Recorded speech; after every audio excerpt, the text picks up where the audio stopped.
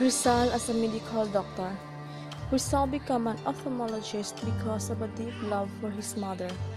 His suffering motherland was under abusive and oppressive foreign power, and through his writing work, he hoped to open the eyes of both his countrymen and the Spanish authorities. One of the reasons why he chose medicine, it was because he desired to cure his mother's growing blindness due to cataracts. His grades in medical course were fair and good. Unlike in Ateneo where he got all subjects, this gave Rizal a heavy heart for him. He fared better than his Peninsular's classmates. Rizal as an educator. Rizal was never just a hero for the Filipinos masses, but rather a pioneer in terms of promoting educating towards the youth. Rizal, through his works and writing, educated the Filipinos, although it is an indirect way of teaching or mentoring. This was a great help to the Filipinos, men and women, in elevating their understanding of the present circumstances then. But a clearer and direct evidence is of Rizal being an educator was his dedication in teaching the youth in the Dapitan. When he was able, he opened a school which was attended by boys from the prominent families of the Dapitan. However, instead of asking for tuition fees, his 16 students only worked on his project in exchange of the time he dedicated to teaching them. Rizal made the boys work on his fields, constructions, and even community projects. He taught them to gather plants and animals in order for him to preserve them and send his samples to his European scientist friends in return. He also taught them reading, writing, language, both Spanish and English, geography, history, mathematics, geometry, industrial work, study of nature, morals, and event sports like gymnastics. Rizal as agriculturist and economist. In 1892, Rizal returned home and formed the Liga Filipina, a modest reform-minded society loyal to Spain that breathed work of independence, but Rizal was quickly arrested by the overly performed Spanish, exiled to a remote island to the south, and finally executed in 1896. Meanwhile, within the Philippines, there had developed a firm commitment. The growth of commercial agriculture resulted in the appearance of a new class alongside the landholding of the church and the rice states of the pre-Spanish nobility. There arose haciendas of coffee, hemp, and sugar, often the property of enterprising Chinese-Filipino mestizos. By the late 18th century, political and economic changes in Europe were finally beginning to affect Spain and thus the Philippines. Important as a stimulus to trade was the gradual elimination of that last galleon arrived in Manila 1815. By the mid-1830s, Manila was open to foreign merchants almost without restriction. The demand for the Philippines sugar and the volume was exported to Europe, expanded even further even after the completion of the Suez Canal in 1869. Rizal as an artist. Rizal was a fine artist, painting, sketching, drawing, sculpting, and wood carving. He was using different media such as oil, watercolors, crayon on paper, porcelain, or shells. One of his well-known artworks is Apollonia Rizal, which he used oil as his material, and Apollonia Rizal is Jose Rizal's eldest sister. The Dapitan Church curtains. He used oil as his material, and it was made in Dapitan during year 1894. Bust of Father Jose Guerrero. He used clay as his material, and this artwork received a gold medal at St. Louis Exhibition during 1904. The Shrine of Science over the, also known as Scientia, is a clay sculpture and made by Jose Rizal as a gift to his friend Ferdinand Blumentritt. Jose Rizal as a writer. Rizal's most famous novel, No Militaña, drew attention to the anti-Spanish rule in the Philippines after its 1887 publication. It is still widely read all over the world today, as is the novel sequels, El Filibusterismo in 1891. Both books were originally written in Spanish but are more frequently published in Tagalog and English. Satire was an effective rhetorical device for Rizal's political message. His plays often portrayed absurd situations that direct echoed Rizal's criticism of the political state of the Philippines. The Child Jesus, written by Rizal at age 14, notes the writer's early interest in Christianity and social inequity. His poems often reflected the dual beauty and cruelty of his country, leading to Rizal's final poem written in just before his execution, The Ultimo Adios. The poem was named posthumously by fellow activist Mariano Ponce after the writing was found in Rizal's cell. Jose Rizal as an architect and engineer. In the Pitan, Rizal established a school for young boys and converted tea houses into homes for his patients coming from far-flung areas of Mindanao and China. He helped design and build three distinct bamboo and mica houses, square, hexagonal, and octagonal in shape, which served as a family residence, chicken coop, and his people's dormitory respectively. Rizal constructed the town's first water system. He also spent many months draining the marshes to get rid of malaria infestation in the town. Jose Rizal as an inventor. He invented a cigarette lighter which he gold sold platinum and sent it to Blumentritt in 1887 as a gift. The lighter used a compressed air mechanism. Jose Rizal as a scientist. Rizal's practice of many sciences here and abroad, leading noted scientists. Rizal does love science and discovery. He was able to collect rare specimens of lizards, snakes, bats, insects, etc., which he was able to send to a museum in Europe. Some of Rizal's specimen discoveries indicate the flying lizard or Draco rizali, the small beetle, Tanya rizali, and the toad, Tacoporus rizali.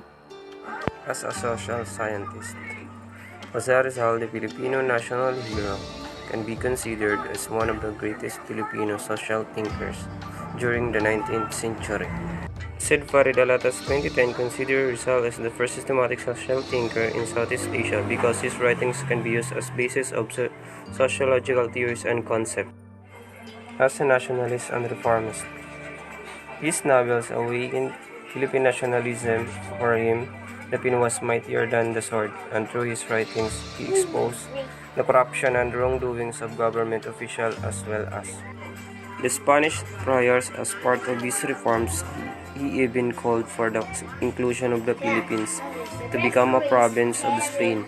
Meanwhile, the reform movement that he led exposed the abuses committed during the Spanish colonial and feudal rule. Aside from writing novels, he was also part of the publication La Solidaridad and La Liga Filipina. This clearly proved Rizal's involvement in the movement. As a leader and organizer, Rizal was admired for being a good leader and organizer. He gained the respect of his colleagues in the propaganda movement, like Marcelo H. del Pilar, who was once his tough rival for the leadership of the organization. As a leader, Rizal was transformational, charismatic, visionary, and most importantly, incorruptible, in which Rizal followed the thoughts that preparation for leadership is through study. Wherein in 1872 to 1877, he spent more time reading books to improve his knowledge for the new ideas. Rizal, interested in the history of the world because he usually compares his country to other nations. He is interested in philosophy and natural sciences.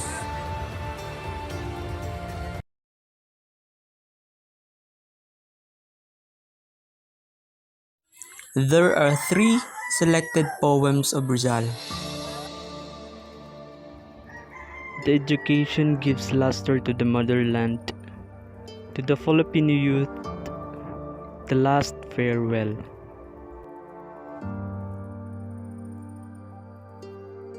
Rizal wrote this poem in the year 1876 at the age of 15.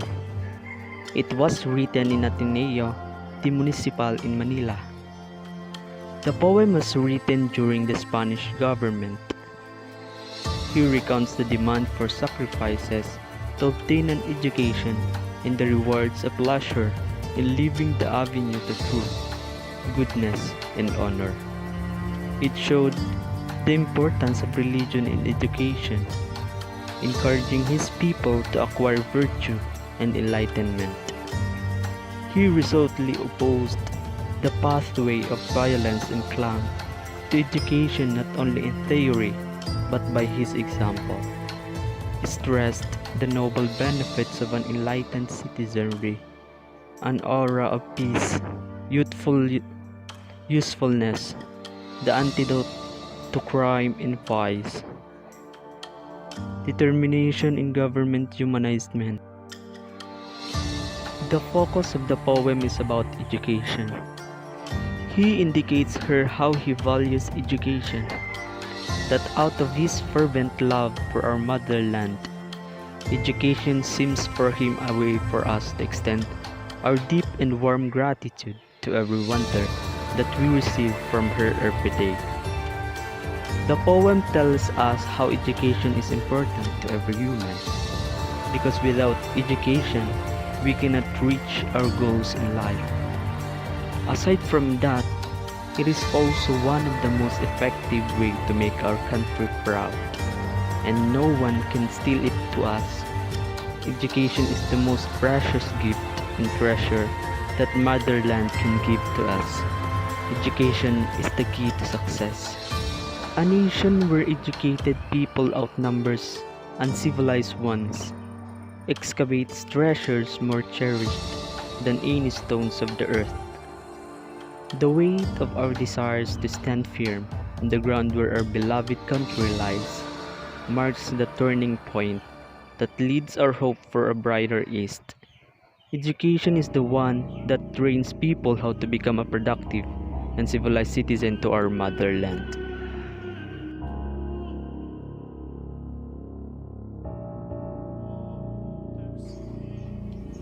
A la Juventud Filipina, the English translation of the poem to the Filipino youth. This poem, written in Spanish by Filipino writer and patriot Jose Rizal, first presented in 1879 in Manila, while he was studying at the University of Santo Tomas. In the poem, Rizal praises the benefits that Spain had bestowed upon the Philippines. Rizal had frequently depicted the renowned Spanish explorers, generals and kings in the most patriotic manner. He had pictured education brought to the Philippines by Spain as the breath of life-instilling charming virtue. He had written of one of his Spanish teachers as having brought the light of the external splendor. In this poem, however, it is the Filipino youth who are the protagonists, whose prodigious genius, making use of the education to build the future, was the Bella Esperanza de la Patria Mia, beautiful hope of the motherland.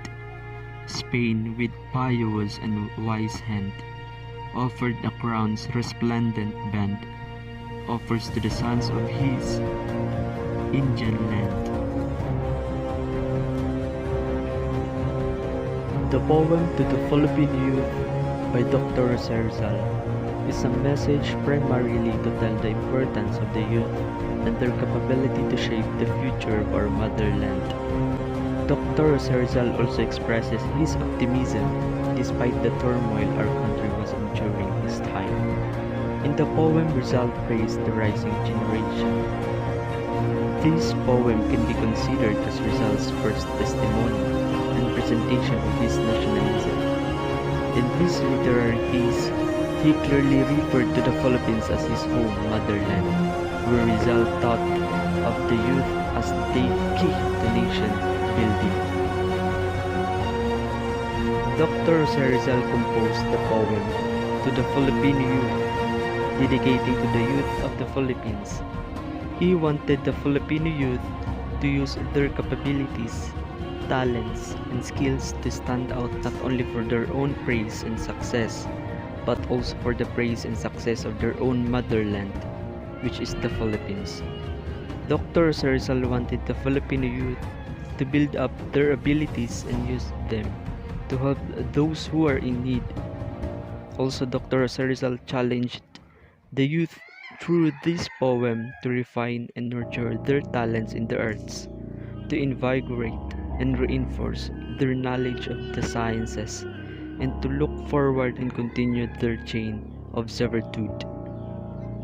Undoubtedly, just like the other poems of our national hero, Dr. Rizal, the poem to the Filipino youth is a masterpiece worth reading and comprehending.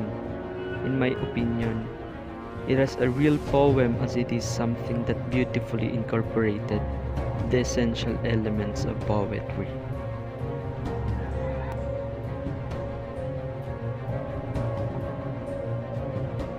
Mi ultimo adios. In English, my last farewell.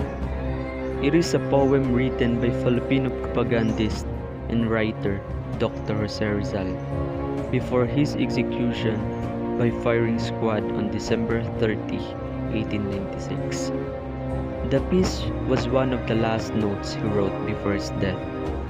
Another that he had written was found in his shoe, but because the text was illegible, its contents remain a mystery. Rizal did not ascribe a title to his poem. Mariano Ponce, his friend and fellow reformist, titled it Mi Ultimo Pensamiento, My Last Thought. In the copies he distributed, but this did not catch on. Also, the coconut oil lamp containing the poem was not delivered to the Rizal's family until after the execution, as it was required to light the sun.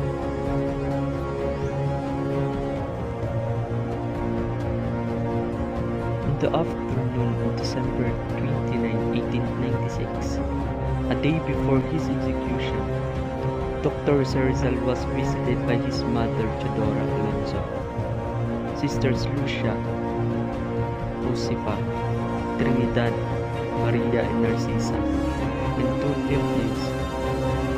When they took their leave, Rizal told Trinidad in English that there was something in the small alcohol stove cooking as opposed to saying coconut oil lamp and barilla, which was intended to provide cover for the transportation of the text. The stove was given to Narcisa by the guard when the party was about to board their carriage in the courtyard. At home, the Rizal ladies recovered a folded paper from the stove. On it was written an unsigned, untitled and undated poem of 14 5-line stanzas. The Rizals reproduced copies of the poem and sent them to Rizal's friend in the country and abroad.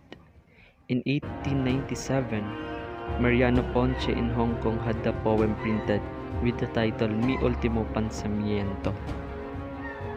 The Father Mariano Dacanay, who received a copy of the poem while a prisoner in Bilibid jail, published it in the first issue of La Independencia on September 25, 1898, with the title Ultimo Adios.